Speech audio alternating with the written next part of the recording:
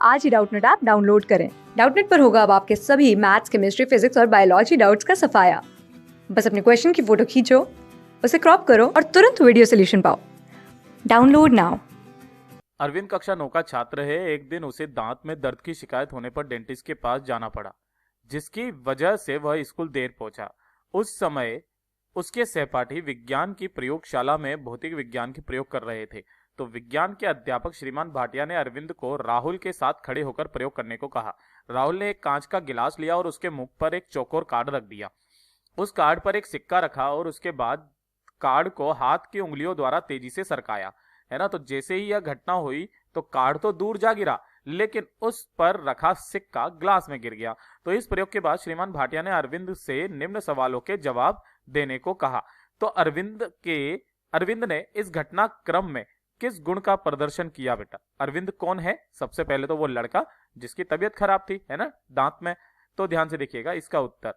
मतलब प्रैक्टिकल क्या था? वो ये था कि सिक्के को रखा ग्लास के, मतलब एक कागज का टुकड़ा लिया, कार्ड का चौकोर, जिसको ग्लास के ऊपर रखा, इसके ऊपर इस तरीके से सिक्का रख दिया, फिर इसको ऐसे करके चुटकी से मारा। तो ये जो कागज था, ये चौकोर टुकड़ा, ये तो आगे चला गया, लेकिन सिक्का वहां क्यों नहीं चला गया? सिक्का क्यों नहीं इसके साथ में गया? ठीक है, तो इसके बाद में है, लेकिन सबसे पहले हमसे पूछा गया कि अरविंद ने इस घटनाक्रम में किस गुण का प्रदर्शन किया।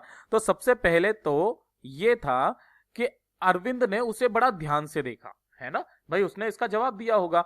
तो अरविंद ने है ना क्या किया बेटा? ध्यान से देखना, ध्यान से देखना। एक एक करके लिखता चला जाता हूं। ध्यान से देखना, ठीक है। यानी कि जब भी कभी एक नई चीज होती है तो वो उसको बड़ा ध्यान से देखता है, अगर कोई कह देता है तो। ये बहुत समझदारी वाली बात है। दूसरा है कि उसने जब इसका जवाब दिया तो उसको यह पता था कि न्यूटन की, इसमें कौन सा नियम लगता है बेटा? न्यूटन की गति का प्रथम नियम, है ना।